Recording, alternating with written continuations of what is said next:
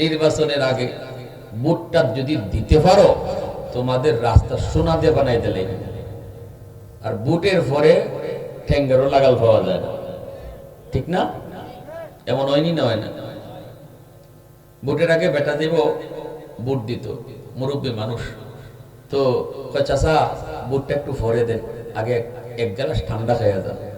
তো 7 আপের বোতল তো এভাবে খুলছে, খোলা মাত্রই পুস পুস করে আওয়াজ করে না, মাথা নেওয়া। তো মুরব্বী মানুষ তো জীবনে 7 আপ খাইছেও না, এই আওয়াজও শুনছেন না। গ্রামের মানুষ ডরাই গেছে, আরে বাজান তোমরা আমার খাওয়াইতে আনছো না, বোম মারছো? হয় না না চাচা, এটা বোম না, এটাই ঠান্ডা। এক গ্লাস ঠান্ডা পানি খাওয়াইছে, খুব মজা লাগছে।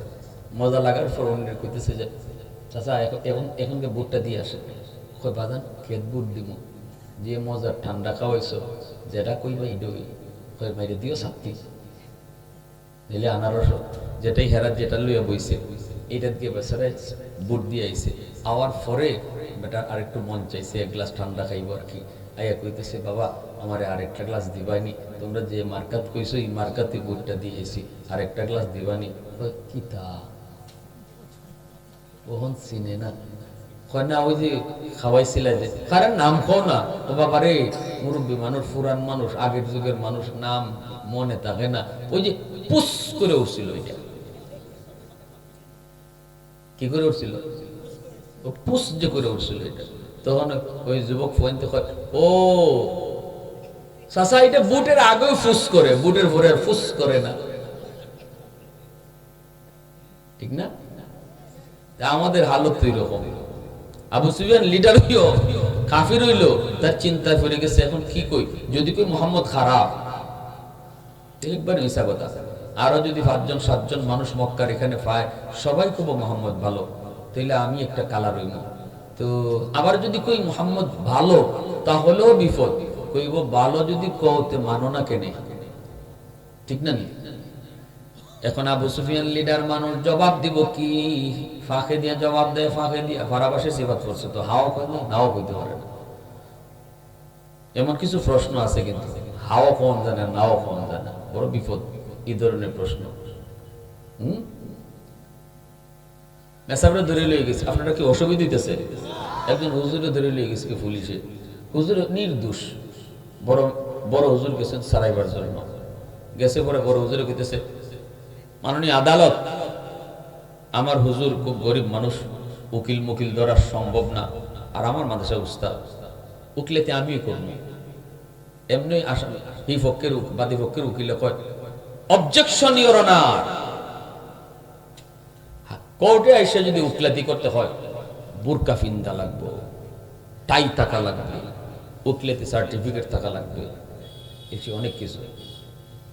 তখন কয় হুজুর কইতেছে কয় যাবো না, আমরা গরিব মানুষ, উকিল ধরা সম্ভব না, যদি একটু আত্মপক্ষ সমর্থনের জন্য আমার কথা করার সুযোগ দেন। তখন ওই জজ সাহেব দেখা যাবে রায় দিলাইব, তার অনুমতি দিয়ে দিব।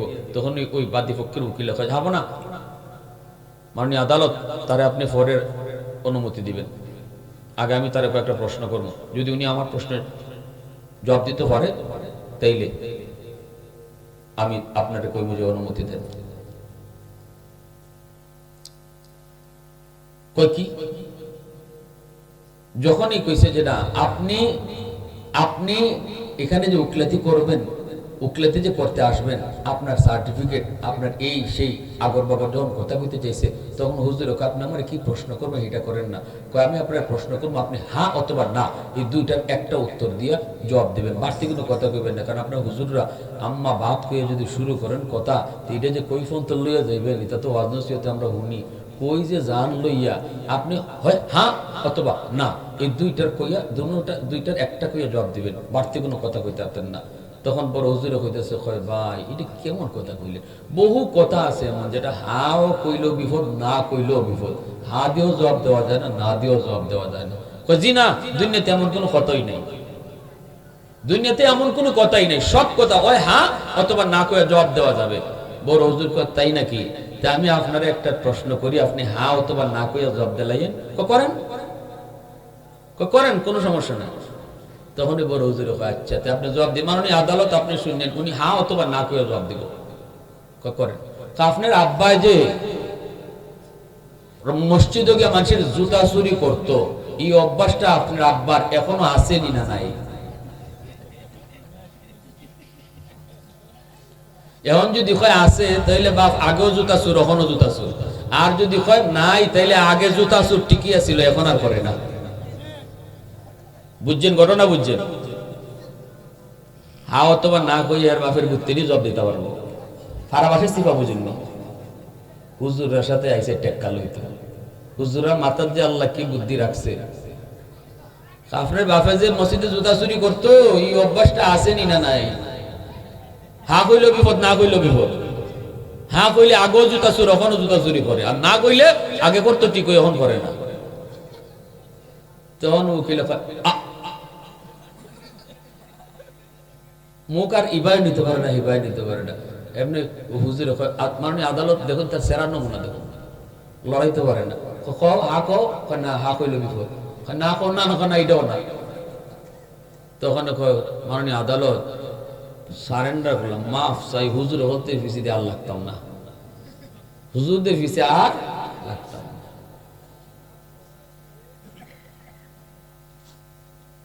তো কথা আসলাম আবু সুফিয়ান, আবু সুফিয়ানের মতো অত বড় লিডার, এখন তো ফারাবাসের সিফাত করছে, কি জবাব দিব?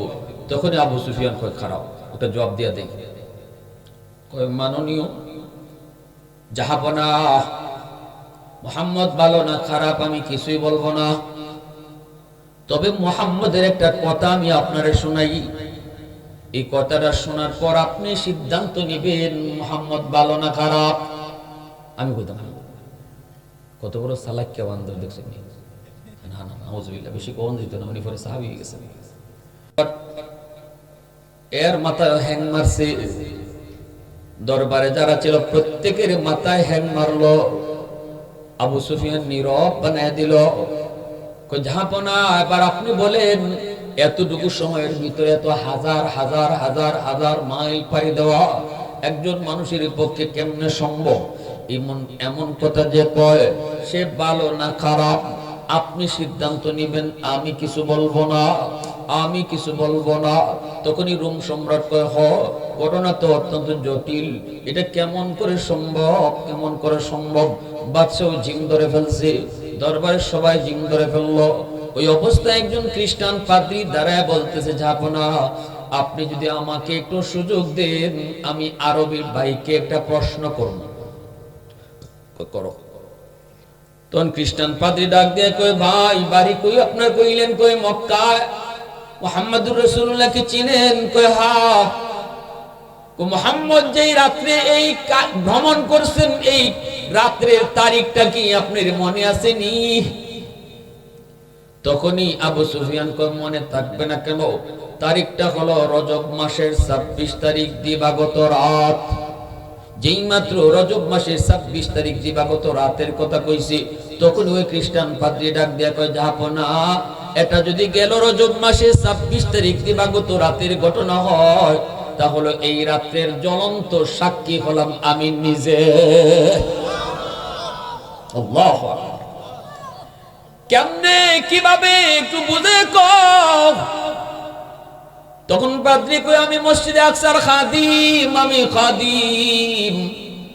আমি আশার নামাজের পর আমি ওই জায়গাটা দরজা জানালা সব বন্ধ করে আমি বের হই, দরজা জানালা সব বন্ধ করে বের হই, কিন্তু ওই রাত্রে আমি মসজিদের মেইন দরজা বন্ধ করতে পারি নাই। শত চেষ্টা করার পরেও আল্লাহর ঘর মসজিদে আকসার মেইন দরজা বন্ধ করা সম্ভব হয় নাই। মানুষজন ডাকছি, সবাই মিলে চেষ্টা করেছি, দরজা নাড়াইতে পারি না, চারাইতে পারি না। মিস্ত্রি ডাকলাম, মনে হয় কল কবজা আটকে আছি, না কোনো কল কবজা আটকে নাই, মনে হয় যেন কার হুকুমে দরজাটা অনেক মজবুত হয়ে দাঁড়ায় রয়েছে, পাহাড়ের মতো শক্ত হয়ে দাঁড়ায় রয়েছে। এই দরজা নাড়াইতে পারি নাই, লাগানো সম্ভব হয় নাই। আমি দরজা খোলা রেখেই চলে এসেছি। ফজরের আগে আবার গেছি দ্রুত, যাই দেখি মসজিদের সামনে বালুর উপরে অসংখ্য অগণিত মানুষের পায়ের দাগ। আমি অবাক হয়েছি, এত মানুষের পায়ের দাগ, এত মানুষের পায়ের দাগ। আজ রাত এত মানুষ মসজিদে আসলো, এরা কারা? আমার মনের ভিতরে সেই প্রশ্ন আজও রয়ে গেছিল, আমি সমাধান খুঁজে পাই নাই। কেন দরজা বন্ধ করতে পারি নাই? দৌড় দিয়ে দরজার পাশে গেলাম, যে দরজা লাগাইতে চেষ্টা করলাম, এখন পানির মতো দরজা লাগতেছে। এশার পরে যেই দরজা মানুষজন মিলেও লাগাইতে পারি নাই, এখন ফজরের সময় এই দরজাটা পানির মতো লাগতেছি। আমার বুঝ হয়ে গেছে কিছু একটা আজকে রাত্রে মসজিদে ঘটছে, কিছু একটা হইছে, কিন্তু কি হইছে জানতাম না। মরণ পর্যন্ত আমি তারিখটা ভুলবো না। অতএব আজকে আমি বুঝে গেছি, এই রাত্রে মুহাম্মদুর রাসূলুল্লাহ তিনি মসজিদে আকসা এসেছিলেন। সোয়ালক্ষ নবীকে আল্লাহ এই জমিনে পাঠাইছিলেন, নবীর পিছনে নামাজ পড়াইলেন। পায়ের দাগ গুলি ছিল নবীদের পায়ের দাগ, বুরাকের দাগ আমি পেয়েছি, চতুষ্প জন্তুর দাগ। অতএব আমার বুঝতে বাকি নাই, ইসলাম ধর্ম যে সত্য, নবী যে সত্য। এই মুহূর্তে আমি কালেমা পড়ে মুসলমান হয়ে গেলাম। এজন্য রে যুবক, মনে রাখো, আমার নবী, আপনার নবী, রহমতের নবী মসজিদে আকসা থেকে স্বপ্ন আকাশের উপরে সফর শুরু হলো। এখন উর্দু আকাশের দিকে সফর, উর্দু আকাশের দিকে সফর আজকে রাতে। আল্লাহু আকবার জোরে হোক। উর্দু আকাশের দিকে সফর, প্রথম আকাশ, দ্বিতীয়, তৃতীয়, চতুর্থ, পঞ্চম, ষষ্ঠ, সপ্তম, সিদরাতুল মুনতাহা পার হয়ে জিব্রাইল যখন এখানে থেমে গেলেন, আল্লাহর পক্ষ থেকে রাসূলকে আল্লাহর আরশের কাছে নেওয়া হলো। সেখানে আল্লাহর রাসূলের সাথে আল্লাহর কথা হলো, আল্লাহ পাকের কথা হলো। এবার নবী বলতেছেন, মালিক, আমি তো তোমার সাথে মেরাজ করেছি, কিন্তু আমার উম্মত কেমনে তোমার সাথে কথা কইব? আল্লাহ পাক কই, দোস্ত, আশিক মাশুকের আলোচনার ভিতরে বুঝি তুমি উম্মতের কথা বলো না? আল্লাহু আকবার জোরে কও। আমি আল্লাহ তো তোমার মাশুক শুধু না, আমি আল্লাহ তোমার আশিকও। আল্লাহু আকবার জোরে কও। তুমি আমার মাশুকও, আমি তোমার আশিকও। আমি কারো আশিক না, সবাই আমার আশিক, আমি আল্লাহ মাশুক। কিন্তু আমি আল্লাহ বলতেছি, তুমি আমার মাশুক, আমি তোমার আশিক। ও বন্ধু, আশিক মাশুকের আলোচনার ভিতরে উম্মতের কথা বলো না। আমি আল্লাহ তোমার উম্মতের জন্য মেরাজের ব্যবস্থা রেখেছি। এই যে না 50 ওয়াক্ত নামাজ, এই 50 ওয়াক্ত নামাজ এই তোমার উম্মতের জন্য মেরাজ। এরা যখনই নামাজে দাঁড়াইব, তখনই আমি আল্লাহর সাথে কথা শুরু হইব। তুমি যেইভাবে আমার কাছাকাছি এসে কথা বলেছ, আমিও তোমার উম্মতের লগে নামাজে দাঁড়াইলে কথা কইব ফরদা ছাড়া। সুবহানাল্লাহ। ফরদা ছাড়া কথা কইব। বন্ধু, নেও 50 ওয়াক্ত। রাসূল 50 ওয়াক্ত নামাজ পায় বড় খুশি, আল্লাহর নবী চলে আসতেছেন বড় খুশি। কিন্তু আল্লাহর তো ভালো লাগে না, আল্লাহর তো ভালো লাগতেছে না। বন্ধু জায়গা, বন্ধুরে আরো কিছু দেখবো, বন্ধুর সাথে আরো কিছু কথা কইব, কিন্তু বন্ধু তো খুশি হয়ে চলে যাইতেছে। কেমনে বন্ধুরে আটকায় রাখে? ঠিক ওই আল্লাহ আটকায় রাখে। এজন্য আল্লাহ অ্যাডভান্স মুসা নবীরে ডাক দিয়া বলতেছে, মুসা, আমার বন্ধু তোমার দ্বারে দিয়ে যাইব, বন্ধুরে যাইতে দিও না, বুঝায় শুনাইয়া আমি আল্লাহর কাছে ফিরত পাঠাও। মুসা নবী কয়, নবী গো, এত খুশি কেন? উম্মতের জন্য মেরাজের ব্যবস্থা হয়েছে। কেমনে? কয় নামাজের মাধ্যমে। কয়েক তো 50 ওয়াক্ত। এইবার মুসা নবী কয়, নবী গো, সম্ভব না উম্মতের জন্য দৈনিক 50 ওয়াক্ত নামাজ।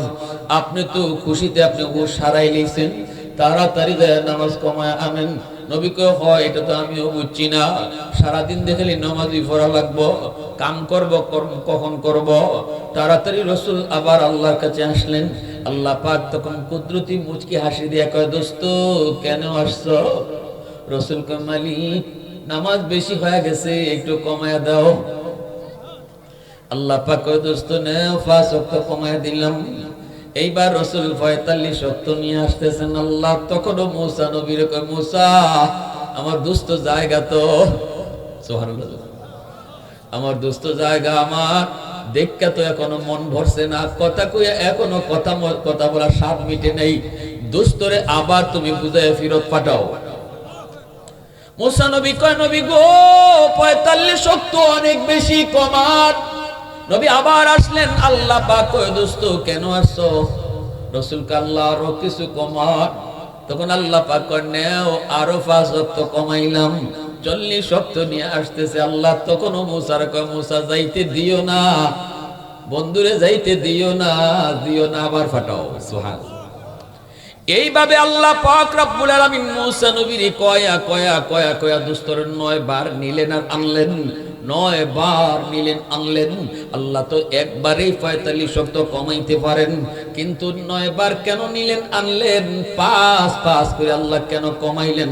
শুধু একটাই কারণ, নামাজ কমানোর উসিলায় বন্ধুরে দেখবে আর কথা হবে।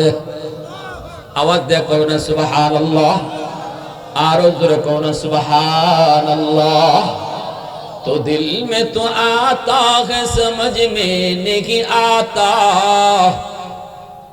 तो दिल में तो आता है समझ में नहीं आता, बस जान लिया मैं तेरी पहचान यही है, बस जान लिया मैं तेरी पहचान यही है।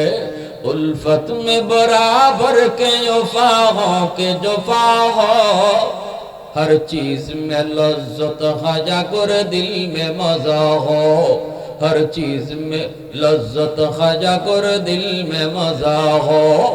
एक चश्मे ज़दन गाफिल जा शाख नबाशी, शायद की निगाही कुनदा गाफ नबाशी, शायद की निगाह है कुनदा गाफ नबाशी।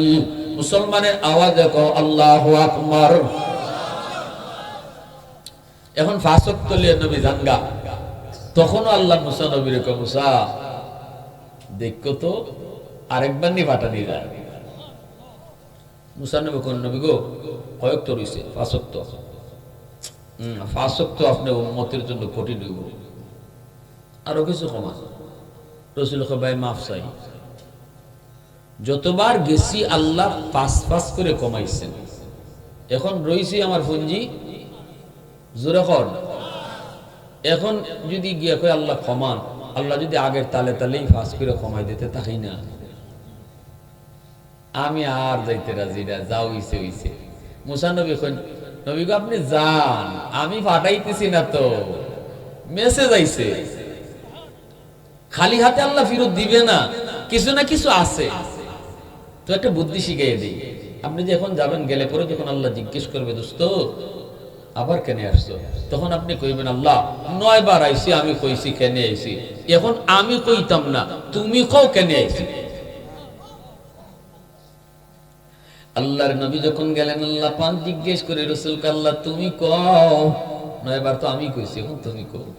আল্লাহ কয় তখন কুদরতি মুস্কি হাসি দিয়ে আল্লাহ কয় বন্ধু তোমার উম্মতের জন্য 5 ওয়াক্ত কঠিন হইতো না, 5 ওয়াক্তই থাকুক, আর কমানো লাগবে না। তবে আইসই যখন আমি খালি হাতে ফেরত দেই না, উম্মতরে কইও 5 ওয়াক্ত পড়ব, সওয়াব দিব 50 ওয়াক্তের।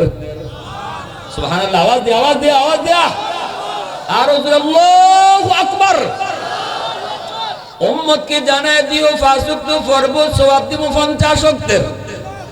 আর কয়ে দিও আমার তোমার উম্মতকে আমি আল্লাহ নামাজ পড়াই দিব, আমি তাদের নামাজের জিম্মাদারি নিলাম, আমি ডাক্কা ডাক্কা নামাজ পড়াই দিব। আল্লাহু আকবার। দুরকো মসজিদের মিনার থেকে মুয়াজ্জিন ডাকে না, ডাকেন আল্লাহ। মসজিদের মিনার থেকে তোমাকে আমাকে মুয়াজ্জিন ডাকে না রে যুবক, ডাকতেছেন আল্লাহ নিজে। আল্লাহু আকবার। দুরকো আল্লাহু আকবার আল্লাহু আকবার। আমি আল্লাহ মহান, আমি আল্লাহ বড়। বান্দা তোর ঘুম ছোট, এ বান্দা তোর দোকানদারি ছোট, আমি আল্লাহ বড়। তোর বন্ধু ছোট, আমি আল্লাহ বড়।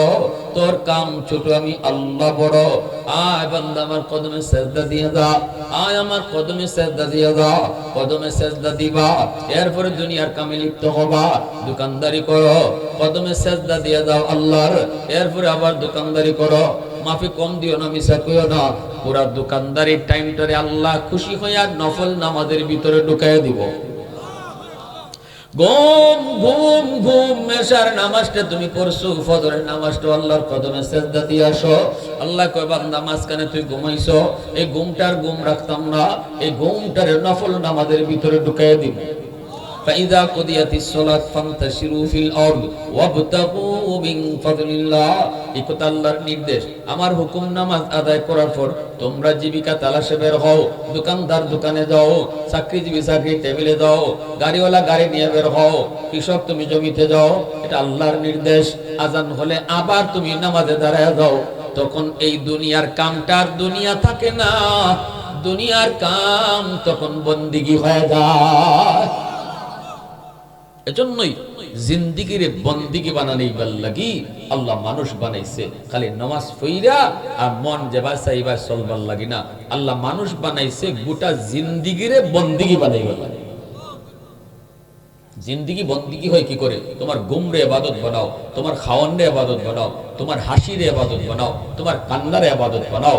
যখনই তুমি আল্লাহকে দিলে রাইখা চলবা, যখন তুমি আল্লাহর ভয় অন্তরে নিয়ে চলবা, আর আজানের সময় আজান হলে নামাজ পড়বা, রমজানে রোজা রাখবা, হারাম থেকে বাঁচবা, ভয় অন্তরে রাখবা, তখন তোমার হাঁটা ইবাদত, তোমার বসা ইবাদত, তোমার খাওয়া ইবাদত, তোমার ঘুম ইবাদত।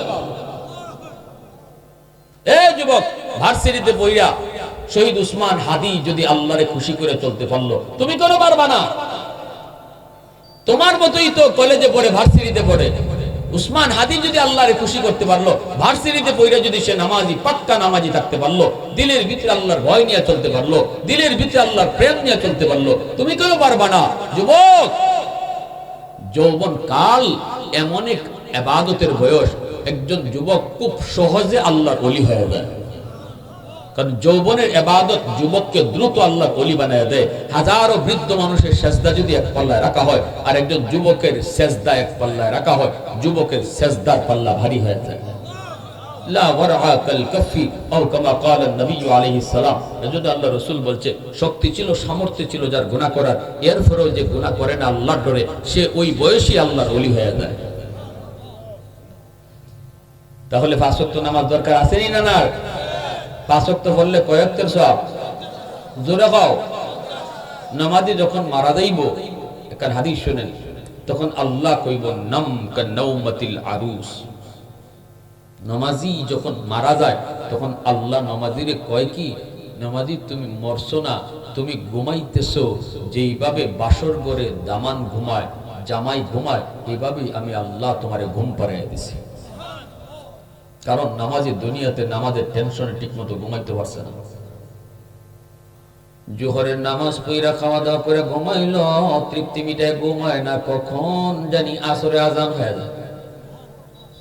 এশার নামাজ পইরা খায়া দিয়ে ঘুমাইছে, টেনশন কখন জানি ফজরে আজান হয়ে যায়। এজন্য আল্লাহকে আমার নামাজি বান্দা বান্দিরা নামাজের টেনশনে তৃপ্তি মিটায় দুনিয়াতে ঘুমাইতে পারছে না। অতএব নামাজি যখন মারা যায়, আল্লাহ কয় তোমার এটা মরণ না, বরং তৃপ্তি মিটায় ঘুম। আর আসরের নামাজ আর ফজরের নামাজের জন্য তোমার ঘুম থেকে উঠা লাগবে না। সুবহানাল্লাহ। আর তোমার মুয়াজ্জিন ডাকবে না, আর তোমার নামাজে আসো কেউ কইব না।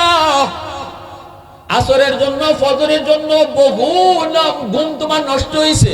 ও বান্দা, আর ঘুমের নষ্টের প্রয়োজন নাই। বাসর ঘরে যেইভাবে নতুন জামাই ঘুমায়, এইভাবে তুমি ঘুমাও। নামাজি এইভাবে ঘুমাইব। কবরে যখন ফেরেশতারা তারে যায় তুলব, হাদিস শরীফে রাসূল বলেন আদবের সাথে ফেরেশতায় গেছে মুনকার নাকিরকে ফিটা থাকে কইব, ও আল্লাহর নামাজি বান্দা, ও নামাজি বান্দি উঠো, ও নামাজি বান্দা উঠো। ডাক দিত না, এই উঠ না, হাত দিয়া আদবের সাথে তুলব। তখন হাদিস শরীফে আসছে নামাজি উঠবো, উঠিয়া মুসলিলা আলিশান এইভাবে হাত দিয়া, নিজের হাত দিয়া সব কসলাইব, আর দেখবো সূর্যটা লাল হয়ে গেছে। সুবহানাল্লাহ জোরে বলে, দেখবো সূর্যটা লাল হয়ে গেছে। সে চিন্তা করবো, হায়রি আমি যে জোহরের নামাজ করে ঘুমাইছিলাম, আসরের নামাজ পড়ি নাই, সূর্য তো লাল হয়ে গেছে, হায় আমার আসরের নামাজ কাজা হয়ে যেতেছে, আসরের নামাজটা বুঝি কাজা হয়ে যেতেছে, নামাজটা বুঝি কাজা হয়ে যেতেছে।